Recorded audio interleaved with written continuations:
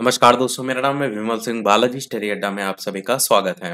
Uttar Pradesh police constable को लेकर के जो कि आपकी परीक्षा फरवरी में 17 और 18 फरवरी 2024 को प्रस्तावित है, उसके लिए सारे प्रीवियस ईयर हम एक साथ आपको करा रहे हैं टॉपिक वाइज। जैसे गणित के अंतर्गत सबसे पहला हमने टॉपिक उठाया है संख्या पद्धति यानी कि नंबर सिस्टम। तो नंबर सिस्टम से आज तक जितने भी प्रश्न पूछे जा चुके हैं एक साथ सभी देखेंगे। 2013 से लेकर के 2023 तक सभी प्रश्न इसमें शामिल होंगे। तो चलिए स्टार्ट करते हैं प्रश्न नंबर 1 से। सबसे पहला प्रश्न है कि 11 से विभाजित होने वाली सबसे छोटी 4 अंकों वाली संख्या के अंकों का जो योग है और 13 से विभाजित होने वाली सबसे छोटी 4 अंकों वाली संख्या के अंकों का योग का गुणनफल आपको जो है वो ज्ञात करना है। ये क्वेश्चन आपका 27 जनवरी 2019 उत्तर प्रदेश कांस्टेबल परीक्षा में जो है वो पूछा गया था। तो सबसे पहले तो आपको ये देखना पड़ेगा कि 11 से विभाजित जो है होने वाली 4 अंकों वाली संख्या कौन सी होगी, जो सबसे छोटी संख्या को। अगर आप देखिए 11 का पहाड़ा पढ़ते हैं तो 11 को अगर आप सीधे सीधे गुणा कर दें 90 से तो क्या आएगा, 11 9 99 होता है। क्योंकि आपको नंबर क्या बनाना है, 4 अंकों का, यानी 1 0 0 0 1 2 3 4, यानी ये आपको समझना है कि 1000 के करीब आपका नंबर होना चाहिए। तो आपको क्या करना है, सबसे पहले देखिए कि 11 को किससे गुणा करने पर 1000 के नजदीक आएगा। तो 11 को 90 के आसपास गुणा करेंगे तो 11 9 99 990 जो है आपका आएगा। ठीक, अब आपको 1000 के नजदीक जाना है तो आप सीधे सीधे देखेंगे तो अगर हम इसमें 11 जोड़ दें तो जाहिर सी बात है वो 91 से जितना मल्टीप्लाइड होगा वही 11 जोड़ने पर आएगा। तो आपकी वैल्यू क्या आ जाएगी, यहाँ पर 1 आ जाएगा, ये 0 9 1 10 यानी कि 1001 आ जाएगा। ये जो वैल्यू आएगी ये क्या है, ये 11 गुणे 91 के बराबर होगी। अब आपको ये समझ में आ गया कि वो संख्या क्या है, 1001 है, जो कि 4 अंकों की है और साथ ही साथ 11 से विभाजित होने वाली सबसे छोटी संख्या है। तो हम क्या करते हैं, इसको लिख देते हैं। ये आपको समझ में आना चाहिए कि कैसे आई है। तो आप क्या कहेंगे कि 11 से जो है वो विभाजित और सबसे 4 अंकों की सबसे छोटी संख्या, 4 अंकों की सबसे छोटी संख्या। तो हमने क्या निकाली वो हम यहाँ पर लिख देते हैं। तो 1 0 0 1। आगे कह रहा है इन संख्याओं का योग, क्या कह रहा है कि जो भी संख्या इनके अंकों का योग। अब अंकों का योग निकालेंगे तो कितना आएगा, तो आपका 1 प्लस जीरो तो टोटल मिलाकर 2 ही आएगा, एक और एक यही आपस में जुड़ेगा तो योग इनका क्या आ जाएगा, 2 जो है यहाँ पर आ जाएगा। अंकों का योग समझ रहे हैं ना, आपस में 1 प्लस जीरो प्लस 1, तो अंकों का योग 2 आ गया। फिर यही सेम चीज 13 से विभाजित होने वाली भी सबसे छोटी 4 अंकों की पूछी गई है। क्या 13 इस 1001 से कट जाता है, तो आप देखेंगे। अच्छा, इस चीज को भी समझिएगा कि आपको अगर नहीं समझ में आ रहा कि 90 से ही गुणा करके हमने चेक किया क्योंकि 11 का पहाड़ा था, तो ऐसी कंडीशन में आप सीधे सीधे डिवाइड कर दीजिए। मान लीजिए कि हम अगर 1000 लें, 4 अंकों की सबसे छोटी से छोटी संख्या, इसको हम सीधे 13 से जैसे निकालना है तो 13 से डिवाइड कर दें। जितना भी आपका डिवाइड करने पर शेषफल बचेगा, जो शेषफल आपका निकल करके आएगा वही अगर हम इसमें जोड़ दें तो सीधे सीधे आपको पता चल जाएगा कि 13 से पूरी पूरी कौन सी संख्या जो है वो आपकी डिवाइड हो रही है। तो ये चीज आपको इस तरीके से भी निकाल सकते हैं। तो सेम चीज आप 13 से विभाजित वाली भी निकालेंगे, सेम चीज यहाँ पर रहेगी कि 4 अंकों वाली सबसे छोटी से छोटी संख्या। तो ये 1001 भी आपकी 13 से कट रही है तो यहाँ पर भी 1001 ही आएगा। यहाँ पर भी योग आप देखेंगे 13 से विभाजित वाले में तो योग 2 ही आएगा।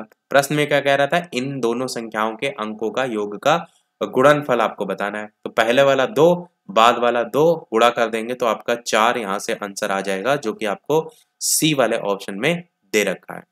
प्रश्न थोड़ा सा यहाँ पर लिख के मैं आपको बता रहा हूँ तो आपको लग रहा होगा कि समय लगता है, पर आप डायरेक्ट करेंगे तो बिल्कुल भी कठिन आपके लिए नहीं होगा। दूसरा प्रश्न है, इनमें से कौन एक अपरिमेय संख्या है। ये क्वेश्चन देखेंगे कई बार पूछा जा चुका है। जेल वार्डर है, घुड़सवार है, फायरमैन है 2020 में। तो अपरिमेय संख्या आपसे पूछा गया है। अपरिमेय संख्या के लिए आप क्या करिए, जो √12/√3 है इसको अगर आप सॉल्व कीजिए तो नीचे 3 और ऊपर 4, 3 चौकू 12, तो वैल्यू रूट में है तो रूट में ही निकल के आएगी। तो √4 यहाँ से निकल करके आएगी और √4 को जब बाहर निकालेंगे तो 2 बचेगा। 2 क्या है, जिस भी संख्या को आप ऐसे बटे के फॉर्म में लिख सकते हैं, जिसको हम P अपॉन Q के फॉर्म में कहते हैं। तो जिनको भी P अपॉन Q के फॉर्म में लिख सकते हैं, ये सभी संख्याएं कैसी हैं? तो ये सभी परिमेय संख्याएं। तो जो 2 है वो आपका क्या है? एक परिमेय संख्या है। प्रश्न में क्या पूछ रहा था? अपरिमेय संख्या, तो पहला तो ऑप्शन नहीं होगा। दूसरे को चेक करिए, तो √4 √25, √4 बाहर निकलेगा तो आपका 2 बचेगा, और √25 बाहर निकलेगा तो 5 बटेगा, 2/5। ये भी P अपॉन Q है, यानी ये भी आपकी परिमेय संख्या जो है वो आपकी है। इसी प्रकार तीसरे को चेक करिए, √20 बटे में √4, 20 को अगर आप बाहर निकालेंगे तो क्या वैल्यू निकालने से पहले काट ही लीजिए, 4 1 जा 4, 4 5 जा 20, सीधे सीधे। तो क्या निकल करके आएगा? √5 निकल करके आएगा। √5 आपका अपरिमेय संख्या है, क्योंकि रूट वाली संख्याएं हैं, अल्फा बीटा हैं, ये सब आपकी क्या है? अपरिमेय संख्या है। तो सी वाला आंसर यहाँ पर हो जाएगा। √63 वाले में अगर आप देखिए तो यहाँ से क्या निकलेगा? तो आपका यहाँ से रूट वाली, अच्छा आप इसमें भी अगर संख्याओं को काटना चाहते हैं 7 से काट लीजिए। काटेंगे तो ऊपर आपका 7 9 जा 63 होगा, और नीचे आप देखेंगे तो 7 4 जा 28 होगा, और दोनों रूट में ही वैल्यू होंगी, ये भी रूट में, ये भी रूट में। और ये रूट से बाहर निकालेंगे तो ऊपर 3 बचेगा, नीचे 2 बचेगा। 3/2 भी एक परिमेय संख्या है। तो इस आधार पर सी वाला आपका ऑप्शन हो जाएगा, जो कि अपरिमेय संख्या है। अगला प्रश्न नंबर 3 देखते हैं। 13 से विभाजित होने वाली सबसे छोटी 3 अंकीय संख्या को 16 से विभाजित किया गया है, तो शेषफल आपसे पूछा गया है। 13 से विभाजित होने वाली सबसे छोटी, वो भी 3 अंक की संख्या की बात की गई है। अब 3 अंक की सबसे छोटी संख्या क्या होती है? तो आपको पता है 1 0 0 100 होती है। अब 13 के पहाड़े में आप देखेंगे 100 के नजदीक कितना आता है? 8 बार में जाता है। 13 8 कितना होता है? तो 13 8 आपका 104 जो है वो होता है। अब 104 आपको क्या पता चल रहा है कि 104 वो संख्या है जो 13 से विभाजित होने वाली 3 अंकीय संख्या है, जो कि पूरी पूरी कटेगी। फिर कह रहा है आगे की 3 अंकीय संख्या को 16 से अगर विभाजित किया जाता है तो शेषफल क्या होगा? यानी इस 104 को अगर आप किससे डिवाइड करें?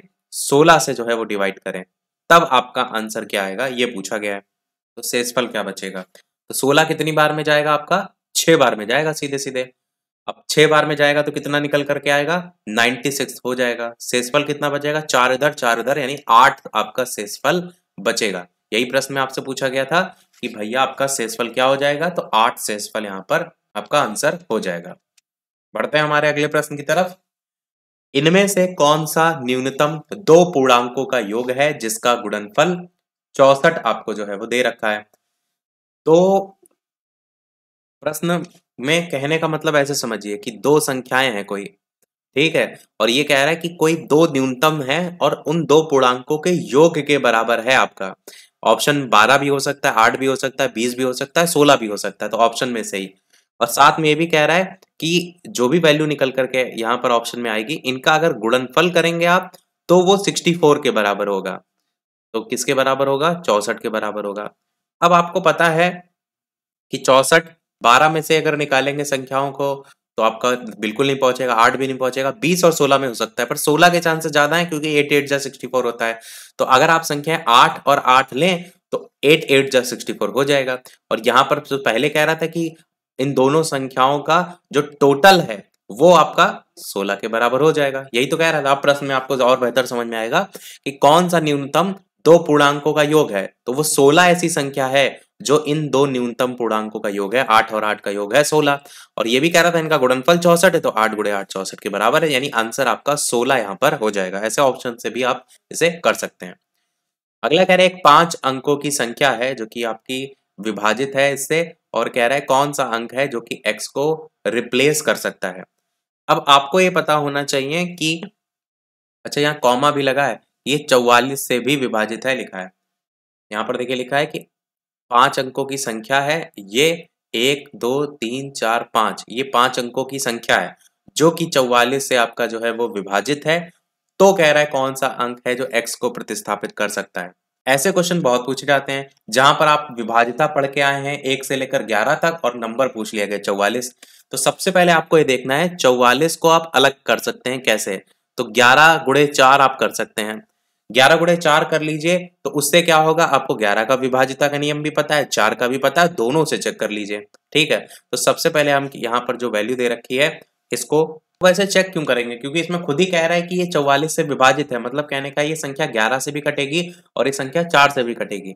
तो हम अगर लिखें यहाँ पर 247x8, तो 11 से विभाजिता का जो नियम है वो क्या कहता है कि यहाँ पर जो संख्याओं का सम नंबर है, यानी कि पहले सम ना कह के पहले विषम ले लीजिए, तीसरे और आपका पांचवें, ये नंबर का टोटल और जो आपका विषम दूसरे और चौथे से अगर घटाएंगे जोड़ करके, तो वो 11 के मल्टीपल में आना चाहिए। इसको लिख के बताते हैं तो ज्यादा बेहतर समझ में आएगा। इसको अगर आप चेक करेंगे तो आपका 8, ठीक है, पहले नंबर पे आया, उसके बाद 7, ये वाला और ये वाला, इन तीनों का टोटल का डिफरेंस निकालेंगे जो बचे x और 4 से, यानी कि 4 प्लस x से। यहाँ पर जो वैल्यू आएगी वो एक 11 का मल्टीप्लाई होगा, 11 का गुणज होना चाहिए। तो इसको अगर हम सॉल्व करें, 8, 7 और 2 जोड़ेंगे और 4 उसमें से घटाएंगे भी, तो आपका 13 आ जाएगा। और माइनस ये वाला माइनस है ना, जब ब्रैकेट खुलेगा तो अंदर भी आपकी वैल्यू माइनस में हो जाएगी, यानी माइनस का x आएगा। और ये किसका गुणज होगा? 11 का गुणज के बराबर होगा। अब आपसे यही पूछ रहा था कि यहाँ पर x की जगह क्या रख लें, आपको खुद ही समझ में आएगा कि x की जगह कौन सी ऐसी वैल्यू रख दें जिससे वो 11 से कट जाएगी। तो आप अगर यहाँ पर 2 रख दें तो सीधे सीधे वो 11 आ जाएगा, यानी 13 माइनस अगर आप 2 कर दें तो आपका 11 ही तो आ जाएगा, और जो कि इस 11 के गुणज के बराबर होगा। तो यानी यही प्रश्न में पूछा गया था कि x की जगह कौन सा नंबर रख दें जिससे आपका ये वैल्यू पूरी तरीके से कट जाए। तो आंसर क्या हो जाएगा? 2 आपका आंसर यहाँ पर बिल्कुल सही हो जाएगा। यही सेम चीज जो 11 से आपने चेक करी है, ये आप 4 से भी चेक कर सकते थे, क्योंकि यहाँ पर जो 44 को हमने 11 गुणे 4 के फॉर्म में लिखा है ना, वो संख्या 11 से भी गुणज है, मतलब 11 से भी कटेगी और आपका 4 से भी। अगला प्रश्न देखते हैं, आपका प्रश्न नंबर 6। 3 अंकों की एक संख्या एबीसी आपको दे रखी है, जिसमें ए 100वें स्थान पर है, बी 10वें स्थान पर है और सी इकाई के स्थान पर है। इस संख्या को एबीसी के रूप में पुनः लिखा गया और 7, 11 और 13 लासा से विभाजित किया गया, तो परिणाम क्या होगा?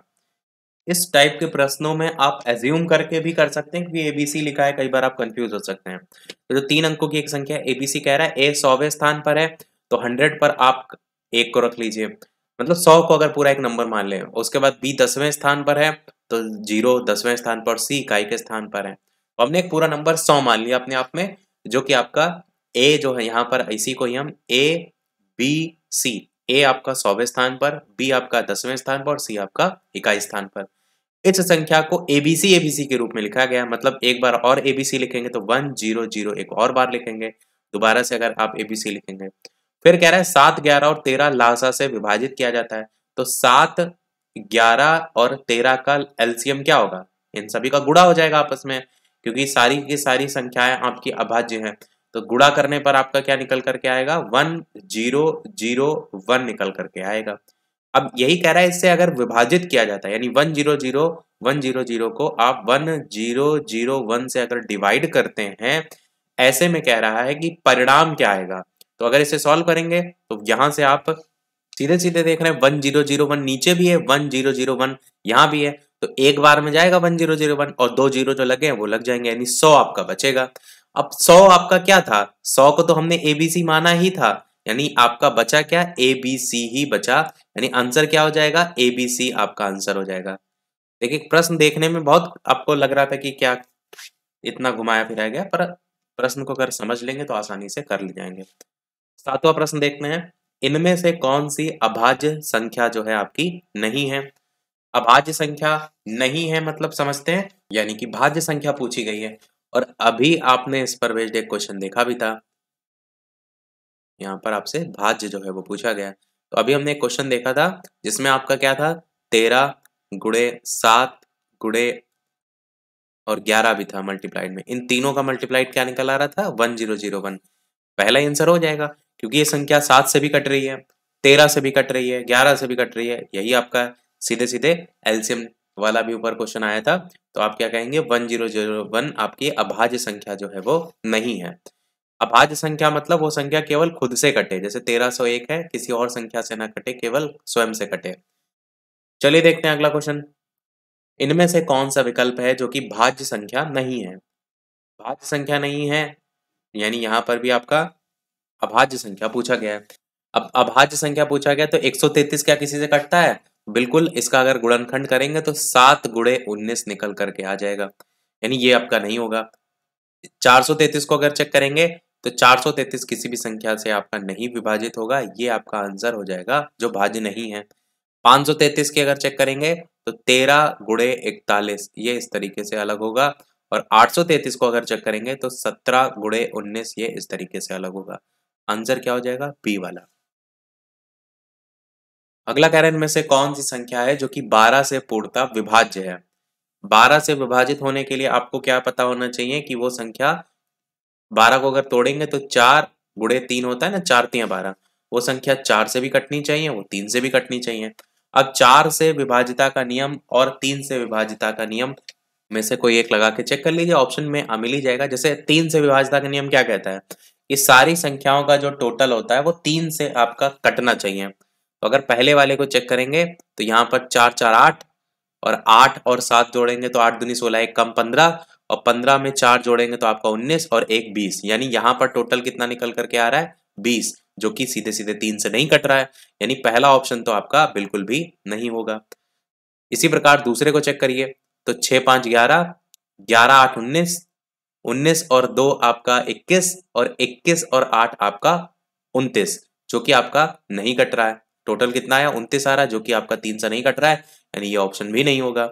इसी प्रकार इसको चेक करिए तो यहाँ पर 7 दूनी 14, एक कम करेंगे तो 15, फिर 15 में सीधे 4 जोड़िए, पहले 15 में 4 जोड़ेंगे तो आपका 19, 19 में 3 जोड़ेंगे और 7 में 9 जोड़ेंगे तो यहाँ भी 29 ही टोटल आएगा, यानी ये भी संख्या जो है वो इसमें नहीं कटेगी। तो अब बचा ये ऑप्शन, इसको अलग अलग लिख देते हैं। तो 5 + 7 + 2 + 2 + 8, जोड़िए कितना होगा? 8 2 10, 2 12, 12 5 17, और 17 में आप 7 दोनों वाला जोड़ देंगे तो जोड़ने पर आ जाएगा 24, यानी आपका यहाँ से टोटल कितना निकल के आ रहा है? 24 निकल करके आ रहा है। 24 किससे कटता है? 3 से कटता है। तो सीधे सीधा आपको समझ में आ गया, डी आंसर हो जाएगा, जो कि आपका इससे विभाजिता से आपने चेक कर लिया। तो वही मैंने कहा ना कि जरूरी नहीं आपको फिर 4 से अलग से चेक करना पड़े, जब एक से ऑप्शन से ही आंसर मिल गया तो आंसर 57228 हो जाएगा, जो कि 12 से पूर्णतः विभाज्य है। अगला कह रहा है 80 और 90 के बीच अभाज्य संख्या है, इनमें से पूछा गया है। इसके अलावा वीडियो सभी लोग लाइक अवश्य करते रहिएगा। एक मोटिवेशन का हमारा माध्यम होता है कि जितने ज्यादा लाइक होते हैं उतना ज्यादा मोटिवेट होते हैं और ज्यादा से ज्यादा बेहतर से बेहतर चीजें हम आपको जो है वो करा सकें। तो कोशिश कीजिएगा जितने भी लोग वीडियो देख रहे हैं लाइक एटलीस्ट सभी लोग कर दीजिएगा, शेयर कर सकते हैं तो अवश्य कर दीजिएगा और लोगों तक भी आपके माध्यम से पहुंच पाए। और कमेंट में ये भी बताइएगा कि अगला कौन सा टॉपिक हम आपको इसी प्रकार सारे प्रीवियस ईयर कराते हैं, क्योंकि आपके कोर्स में और भी बहुत से टॉपिक हैं, हमने तो अभी नंबर सिस्टम केवल उठाया है। तो 10वां प्रश्न 80 और 90 के बीच अभाज्य संख्या। देखिए 80 से अगर आप चेक करेंगे 81, अगर देखिए ऑप्शन में ही देखिए जितने हैं नंबर उन्हीं को चेक करिए। 81 है तो आप जानते हैं 9 9 जो 81 होता है, ये तो ऑप्शन सीधे सीधे कट जाएगा। तो 81 वाला ये भी, 81 वाला ये भी, बचे दो ऑप्शन। इनमें 83 87 और 89, इन तीनों को अगर आप चेक करिए तो क्या 83 किसी से कटता है? बिल्कुल नहीं कटता है, तो ये तो सही है। 87 और 89 में अगर देखेंगे तो 89 भी किसी से नहीं कटता है, पर 87 आपका विभाजित होता है। किससे विभाजित होता है? 87 आप देखेंगे तो 29 गुणे 3 अगर आप करेंगे, यानी 29 तियां आप जो है वो करेंगे तो आपका ये कट जाएगा, यानी आपका 87 वाला ऑप्शन भी कट जाएगा। आप कई बार ऑप्शन देख करके जल्दी से आप केवल 83 देख कर ना आंसर कर टिक कर दिया करिए। आंसर यहाँ पर 83 और 89 आपका जो है ये सही होगा, जो कि आपकी दोनों अभाज्य संख्या है 80 और 90 के बीच में। अगला प्रश्न आपका है, अच्छा कई लोग ये भी करते हैं कि यहाँ पर ऑप्शन नहीं देखते हैं, 80 से 90 के बीच संख्याएं देखना शुरू कर देते हैं। आपको ऑप्शन में भी देख लेना है कि जो जो दिया है हम उसी में से चेक करके ऑप्शन कट करके निकाल लें। 11 प्रश्न आपका है कि दो संख्याओं का योग आपका 28 दे रखा है, उनका अंतर आपको 12 दे रखा है, और संख्याओं का गुणनफल क्या होगा वो आपसे यहाँ पर पूछा गया है। अच्छा ये भी देख लीजिए कि पुराने से पुराने तक क्वेश्चन हम आपको करा रहे हैं। देख रहे हैं क्वेश्चन आपका 2013 में जो है वो आया था, ये उत्तर प्रदेश कांस्टेबल 15 दिसंबर को। तो दो संख्याओं का योग 28 है, ठीक है, और उनका अंतर 12 है। इसको करने का एक बढ़िया तरीका ये होता है कि दोनों जो नंबर दिए गए हैं आपको क्या करना है, उन दोनों नंबर को जोड़ लेना है और 2 से डिवाइड कर देना है।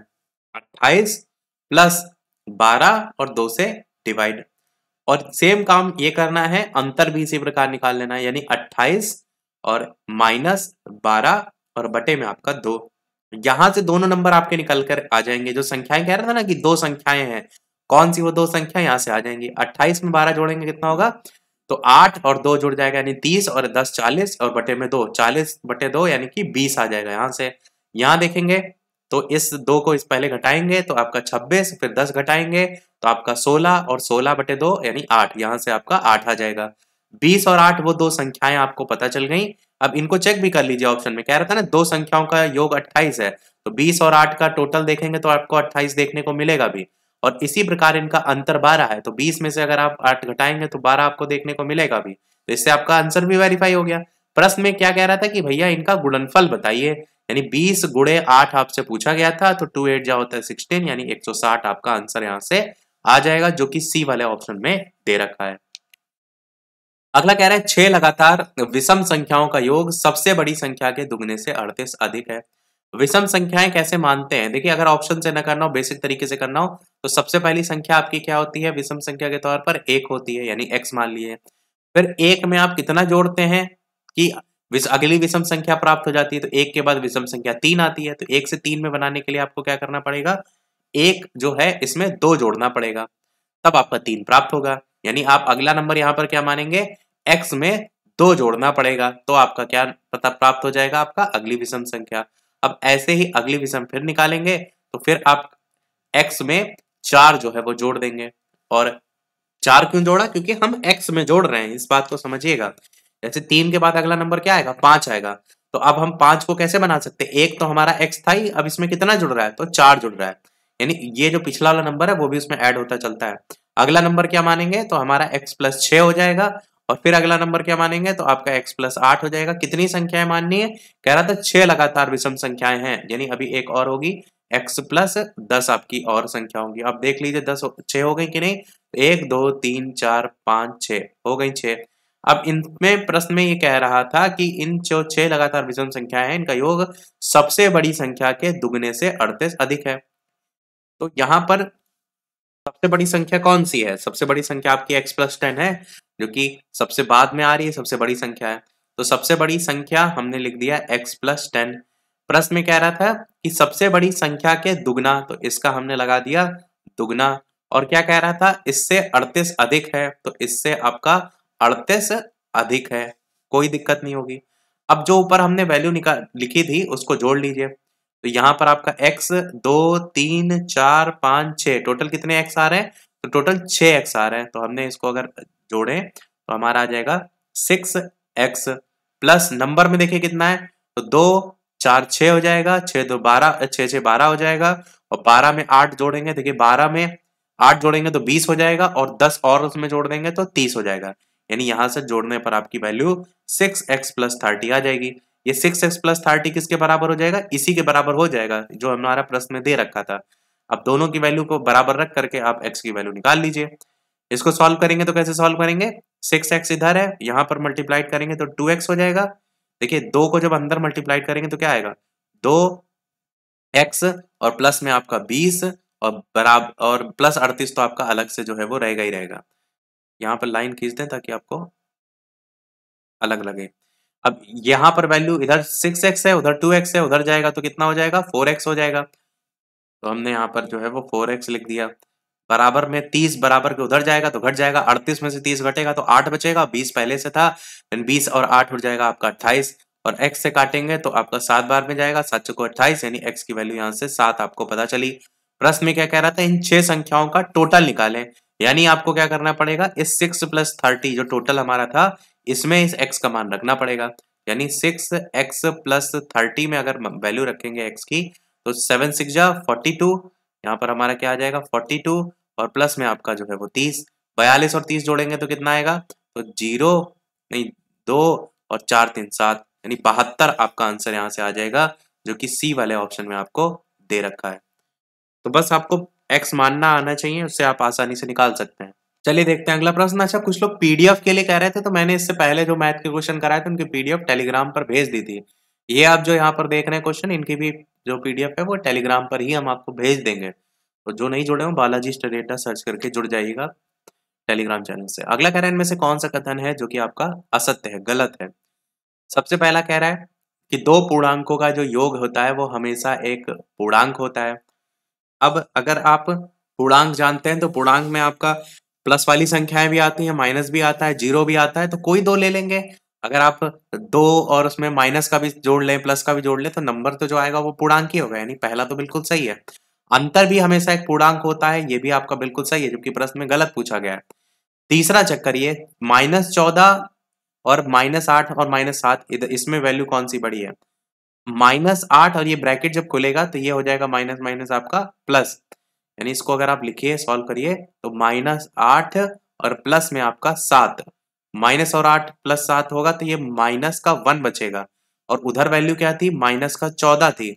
ये कह रहे हैं कि -14 और -1 में -14 बड़ी है, जबकि क्या आपको पता है कि जो माइनस वाले नंबर होते हैं वो जितने बड़े होते हैं उतने छोटे होते हैं, जीरो के जितना नजदीक होते हैं वो आपकी वैल्यू उतनी बड़ी होती है। तो यहाँ पर जीरो के नजदीक कौन बड़ा है, कौन है? तो आपका -1 है, यानी जो गलती है वो सी वाले में ही है। आपका इन दोनों में कौन वैल्यू बड़ी है?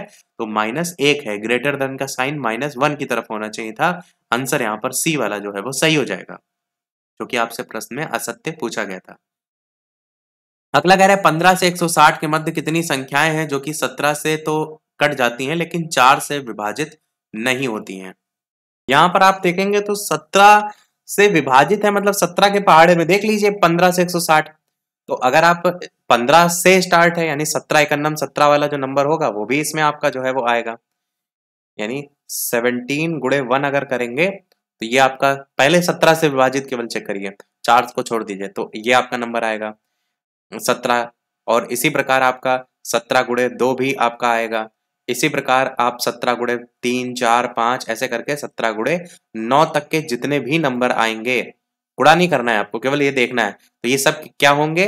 ये आपकी वो संख्याएं होंगी जो 15 से 160 के बीच में आ रही होंगी और 17 से कट भी रही होंगी। इतना तो आपको समझ में आ रहा है।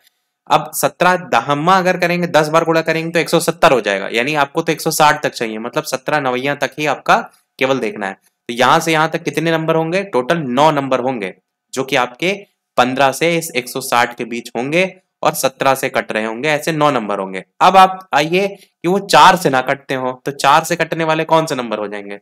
जो 4 के मल्टीपल में हो। तो अगर 17 गुणे 4 होगा वो 4 से कट जाएगा, और 4 का जस्ट डबल 17 गुणे जो 8 होगा वो भी आपका जो है 4 के नंबर से कट जाएगा। तो ये दो नंबर ऐसे हैं जो आप यहां से हटा दीजिए, तो 9 पहले संख्याएं थी, 2 अब हटा दीजिए, तो आप कितना बचा? 7 बचा। तो 7 ऐसी संख्याएं होंगी जो कि 15 से 160 के बीच में आ रही होंगी, 17 से भी कट रही होंगी, लेकिन 4 से नहीं कट रही होंगी। समझ गए होंगे? बढ़ते हैं अगले प्रश्न की तरफ। एक बस कुछ पुरुष और उनकी आधी संख्या के बराबर महिलाओं को लेकर के दिल्ली जो है वो आपका उससे चलता है। कुछ पुरुष हैं, मान लेते हैं जो पुरुष हैं आपके वो आपके पी हैं। फिर कह रहा है उनकी आधी महिलाएं, तो महिलाएं आपकी क्या हो जाएंगी? जस्ट इनकी इन्हीं पुरुषों की आधी, जो भी आप इधर मानेंगे उसी का ही हाफ करेंगे, तो ये p/2 हो जाएगा। मेरठ पहुंचने पर 10 पुरुष जो हैं उसमें से उतर जाते हैं। पी में से 10 पुरुष जो है वो आपके उतर गए और 5 महिलाएं सवार हो जाती हैं। तो महिलाएं थी कितनी? महिलाएं p/2 थी और इसमें 5 और सवार हो गई, तो 5 और जुड़ गया। अब बस में पुरुष और महिलाओं की संख्या बराबर है, जो कि हमने दोनों को बराबर पहले से लिखा हुआ है। समझ गए आप? बराबर के साथ आप इसे लिख लीजिए। आगे कह रहा है प्रारंभ में दिल्ली से कुल कितने यात्री बस पर सवार हुए थे, वो आपको निकालना है। यानी आप पहले इस पी वाले से पी की वैल्यू निकालिए। यहां पर आप देखिए तो एक नीचे रख करके एलसीएम ले लेंगे, तो आपका यहाँ पर क्या आएगा? 2, 2 एकन्नम 2, और ऊपर जाएगा तो आपका 2p, और प्लस एक 2 बार में जाएगा तो 2 पंचे 10, यानी कि यहाँ पर आपका 10 आ जाएगा। इधर p माइनस जो 10 है वो आपका ऐसे रहेगा। अच्छा, इस चीज को आप थोड़ा इस तरीके से भी कर सकते हैं कि p को एक साइड कर लीजिए। रुकिए मैं आपको एक और तरीका बताऊं बिना एलसीएम किए। तो यहाँ पर आप क्या कर लीजिए, जो ये p वाली वैल्यू है इनको एक तरफ कर लीजिए, p को उधर जो लिखा था वो ऐसे रहने दीजिए, इधर p/2 वाला जब बराबर के उधर ले जाएंगे तो माइनस में हो जाएगा, बराबर -10 को बराबर के इधर ले आइए तो प्लस में हो जाएगा, यानी 10 + 5। अब p में से p/2 गया, अगर कोई चीज एक है उसका में से आधा माइनस करेंगे तो बचेगा तो आधा ही, वही तो लिखा है, p में से p/2 अगर माइनस करेंगे तो कितना बचेगा, p/2 बचेगा, यानी कि यहां से निकल करके आएगा p/2 की वैल्यू 10 5 15 निकल करके आएगी। अब यहां वाला जो 2 है इधर मल्टीप्लाइड हो जाएगा, तो आप क्या कहेंगे, जो p की वैल्यू है वो आपकी 30 जो है वो निकल करके यहां से आ जाएगी। अब p की वैल्यू हमें 30 पता चल गई। प्रश्न में क्या कह रहा था कि प्रारंभ में दिल्ली से कुल कितने यात्री बस पर सवार हुए थे, तो प्रारंभ में कितने थे आपके, p पुरुष थे और p/2 महिलाएं थी, तो प्रारंभ में जो निकालने के लिए इन दोनों का टोटल आप निकाल लीजिए, तो टोटल p आपके पुरुष थे और p/2 आपकी महिलाएं थी, यही प्रारंभ में था। p आपकी वैल्यू कितनी है 30, तो 30 और 30/2 यानी कि 15, 30 और 15 करेंगे तो आपका हो जाएगा 45, यानी 45 आपका थी जो कि प्रारंभ में चढ़ी थी, तो 45 आपका आंसर यहाँ पर सही हो जाएगा। अगला क्वेश्चन देखते हैं। अगला क्वेश्चन कह रहा है कुछ संतरे 40 बच्चों के बीच बराबर बांटे गए, और मान लेते हैं अगर बच्चे यहाँ पर x हैं, फिर क्या कह रहा है कि यदि 20 बच्चे जो है वो अधिक होते तो प्रत्येक बच्चे को 5 संतरा कम मिलता। आपको बताना है प्रारंभ में बांटे गए संतरों की कुल संख्या कितनी थी। कुछ प्रश्न ऐसे होंगे जो आपके ऑप्शन से और आसानी से हो जाएंगे। देखिए x मान के करेंगे तो कैसे करेंगे, अगर मान लें बच्चे x हैं तो संतरे कितने हो जाएंगे आपके 40x हो जाएंगे, और 40x के बराबर किसके होगा, टोटल बच्चे पहले 40 थे और उसमें 20 और कह रहा है बच्चे अगर अधिक होते हैं तो ये बच्चे की संख्या के बराबर, और संतरे कह रहा है कि 5 संतरे कम मिलते हैं, तो आपका इसी x में से 5 घटा देंगे, इसको सॉल्व करके आप x की वैल्यू निकालेंगे, यहाँ से आप जो आंसर निकल करके आएगा उससे आपकी x की वैल्यू निकल कर आएगी। पर प्रश्न में आपसे संतरों की संख्या पूछी गई है, तो 40 बच्चों के हिसाब से आपका निकला है, तो 40 से गुणा भी कर देंगे जो x की वैल्यू निकल करके आएगी। यहाँ से x की वैल्यू 15 आएगी, 40 से आप गुणा करेंगे टोटल संतरों की संख्या निकालने के लिए, तो आपके आंसर यहाँ से 600 आ जाएगा। पर अगर इसको आप ऑप्शन से करें तो और बेहतर आपको समझ में आएगा। यहाँ पर कह रहा था कि प्रारंभ में बांटे गए संतरों की संख्या कितनी थी, तो हमने अभी 600 आपको निकाल के दिखाया। जैसे किसी भी ऑप्शन को चेक कर सकते हैं, 600 को ही चेक करते हैं। ये प्रारंभ में बांटे गए संतरों की संख्या मान लिया हमने 600 थी। आगे पहली लाइन में कह रहा था कि कुछ संतरे 40 बच्चों के बीच बराबर बांटे गए, तो 40 बच्चों के बीच ये 600 संतरे बांटे गए, 40 से डिवाइड करिए, 0 से 0, 4 एक अन्नम 4, 4 एक अन्नम 4, 2 उधर गया तो 15, टोटल 15 संतरे जो है सब बच्चे को मिले। अब क्या कह रहा है कि यदि 20 बच्चे अधिक होते, संतरे अभी भी उतने ही हैं, पर कह रहा है तो प्रत्येक बच्चे को 5 संतरे कम मिलते हैं। संतरे आपके 600 अभी भी हैं, पर बच्चे अब कितने हो गए, 20 अधिक हो गए, पहले 40 थे अब 60 बच्चे हो गए। अब इसको काटिए तो 0 से 0 और ये जाएगा आपका 10 बार में, यहाँ से कितने संतरे आ रहे हैं, 10 संतरे प्रत्येक बच्चे को मिल रहे हैं। यही तो कह रहा था कि प्रत्येक बच्चे को 5 संतरे कम मिलते हैं। देखिए पहले 15 मिल रहे थे अब 10 मिल रहे हैं, तो 5 संतरे कम मिल रहे हैं, आंसर यही आपका हो जाएगा 600। तो इस तरीके से आप चारों ऑप्शन चेक कर लेंगे तो कम समय, कई बार इक्वेशन नहीं समझ में आती है तो आसानी से ऑप्शन से भी हो जाता है कम समय में। अगला देखते हैं। अगला कह रहा है कि 729 के घातांक में 149, इसमें इकाई अंक क्या होगा। अब इकाई अंक निकालने के लिए सबसे पहले आपको देखना होता है जो 149 दे रखा है, इस 9 की पावर में दे रखा है, तो हमें 9 से मतलब है, और घातांक में आपका कितना है 149। अब 9 की पावर 149 बार तो करेंगे नहीं, आपको देखना है 149 कैसी संख्या है। आप कहेंगे ये एक विषम संख्या है, या आप सीधे सीधे 149 को डिवाइड, जो घातांक में वैल्यू दे रखी है इसको आप डिवाइड कर लीजिए 4 से। 149 देखिए 4 से काटने पे कितनी बार में जाएगा, तो 4 तिया 12, 2 उधर जाएगा, तो 4 7 जा 28 आपका होगा, और बचेगा कितना, एक बचेगा, यानी इसकी पावर में कितना बचेगा, 9 की पावर केवल एक बचेगा, और 9 की पावर एक तो आपका 9 होता है, यानी कि आपका आंसर क्या आ जाएगा, इकाई का अंक 9 ही आपका सही हो जाएगा। इसके रूल रेगुलेशन आपके होते हैं कि अगर आपका कभी भी इकाई अंक पूछा गया है और वहां पर आपको किसी भी घात संख्या के आधार का अगर इकाई अंक आपको 0, 1, 5 या 6 दे रखा है, तो इकाई का भी 0, 1, 5, 6 ही अंक हो जाता है। और एक तरीका तो ये आपका डिविजिबल 4 से करके निकलते हैं, जिसमें जितना शेषफल बचता है उसके आधार पर।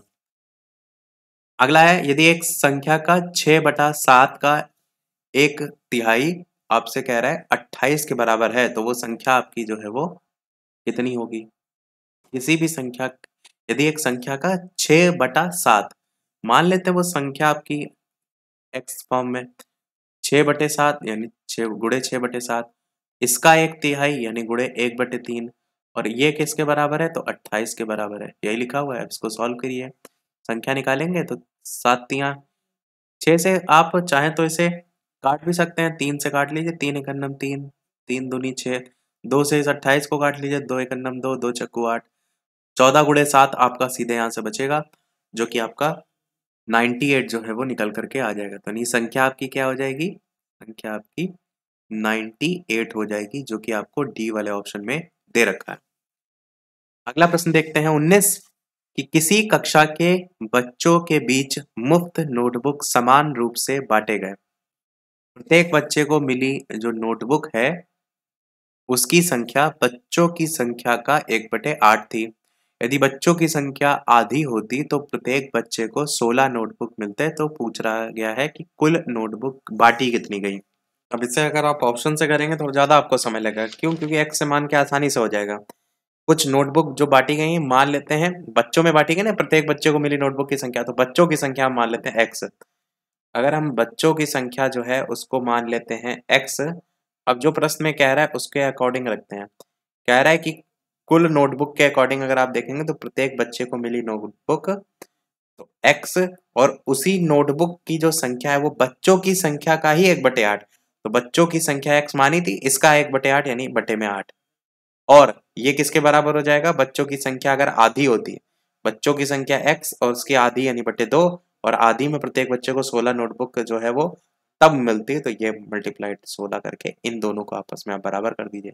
यहाँ से x की वैल्यू निकालिए, इस x से ये x कट जाएगा, 2 × 2, 2 × 8 हो जाएगा, 4 जाके 16 में गुणा हो जाएगा, नहीं x की वैल्यू आपकी 64 यहाँ से निकल करके आई। 64 जो निकल करके आई ये x की आई है, पर अभी आपको यहाँ वाली वैल्यू में इसको रखना पड़ेगा। यहाँ वाली वैल्यू में रखेंगे तब आपकी कुल नोटबुक जो है वो निकल करके आएंगे, क्योंकि प्रश्न में कुल नोटबुक ही आपसे जो है वो पूछा गया था। तो कुल नोटबुक यानी x गुणे x/8, 64 गुणे 64 बटे में आपका 8, 8 8 जा 64 होता है, 64 गुणे 8 आपका 512 होता है। तो 512 आपका आंसर यहाँ से आएगा, जो कि आपसे डी वाले ऑप्शन में दिया गया है, ये आपका सही हो जाएगा। चलिए बढ़ते हैं अगले प्रश्न की तरफ। 20 की वह छोटी से छोटी संख्या ज्ञात करें जिसके द्वारा 1200 को एक पूर्ण वर्ग बनाने के लिए गुणा किया जाना चाहिए। 1200 को आपको क्या बनाना है? पूर्ण वर्ग बनाना है। और पूर्ण वर्ग वाली संख्या होती क्या है? तो आपको 30 का देखेंगे तो 900 है, फिर आप 35 40 ऐसे 4 4 जा 16 ज्यादा निकल जाएगा, 30 से 40 के बीच में आएगा। पर आपसे प्रश्न में संख्या पूछ ही नहीं रहा है, प्रश्न में तो कह रहा है किससे गुणा करा जाना चाहिए। गुणा का मतलब है कि आप 1200 को ही ब्रेक कर लीजिए। 1200 को अगर आप अलग अलग करेंगे तो कैसे होगा? 12 गुणे 100 सबसे पहले कर लीजिए। अब 12 को क्या गुणा अलग अलग कर सकते हैं? तो 3 चक्कू 12 होता है, और गुणे में आपका 100 को आप 10 गुणे 10 लिख सकते हैं। मेन आपको दो दो के पेयर अलग करने हैं। अब 4 को भी अगर आप अलग करेंगे तो 3 गुणे 2 गुणे 2, और गुणे में आपका 10 और गुणे में आपका 10। अब यहाँ पर ध्यान देंगे तो 10 के दो जोड़े, एक जोड़ा बन गया 10 का, एक 2 का बन गया, 3 के साथ नहीं बना है। क्योंकि ऐसा हम इसलिए कर रहे हैं क्योंकि जो जोड़े बनकर बाहर निकलते हैं वो वर्गमूल के निकालने के लिए हम करते हैं। यानी अगर यहाँ पर 3 से एक और गुणा हो जाता तब ये संख्या 1201 पूर्ण जो है पूर्ण वर्ग बनती। यानी यहाँ पर जो प्रश्न में पूछा गया था ना कि किससे गुणा किया जाना चाहिए, तो 3 से गुणा किया जाना चाहिए, जिससे आपकी ये संख्या पूर्ण वर्ग हो जाती, तब ये 2 3 3 का भी पेयर बन जाता। 21 प्रश्न है जो कि इस वीडियो का लास्ट प्रश्न होगा। इसके बाद एक क्वेश्चन हम आपसे भी पूछेंगे। 256 के वर्गमूल और 16 के वर्गमूल के गुणनफल ज्ञात करें, फिर परिणाम के वर्गमूल को भी ज्ञात करें। तो अगर आप देखेंगे 256 का वर्गमूल क्या होगा, तो 16 का होता है, और 16 का क्या होता है, तो 4 होता है। इन दोनों का गुणनफल क्या होगा? 16 चौक 64 होगा। और फिर कह रहा है जो गुणनफल आए उसका भी वर्गमूल निकालिए, तो 64 किसका होता है? 8 का होता है। तो 8 आपका आंसर हो जाएगा, सी वाला आंसर हो जाएगा। चलिए वीडियो को समाप्त करने से पहले एक प्रश्न हम आपसे भी पूछते हैं, जैसे कि सभी वीडियो में हम आपसे एक नया प्रश्न पूछते हैं। इसके अलावा जो भी चैनल पर नए हो वीडियो सभी लोग लाइक शेयर सब्सक्राइब अवश्य कर दीजिएगा, और साथ ही साथ टेलीग्राम चैनल से नहीं जुड़े हो तो बालाजी स्टडी अड्डा सर्च करके जुड़ सकते हैं। ये प्रश्न आपके लिए है जिसका आंसर वीडियो के मेन कमेंट में आपको बताना है। पूछा गया है कि दी गई संख्याओं में से कौन सी वर्ग संख्या नहीं है। 1225 या फिर आपका 2025 या फिर आपका 2525 या फिर आपका 4225। तो अपना आंसर वीडियो के मेन कमेंट में बताइएगा। और अगला कौन सा टॉपिक आपको इसी प्रकार सारे प्रीवियस ईयर कराए जाएं वो भी अवश्य कमेंट में बताइएगा। और कोशिश कीजिएगा कि जल्द से जल्द बताने का, क्योंकि समय बिल्कुल नहीं है कि हम आपका जो है वो बिल्कुल भी लेट करें। साथ ही साथ कोई सुझाव हो तो वो भी अवश्य बताइएगा। और पीडीएफ के लिए टेलीग्राम चैनल से डाउनलोड कर लीजिएगा। तो आज के वीडियो में इतना ही रखते हैं, फिर मिलते हैं अगले वीडियो में कुछ नए प्रश्नों के साथ, नए टॉपिक के साथ। तब तक के लिए सभी को नमस्कार, जय हिंद।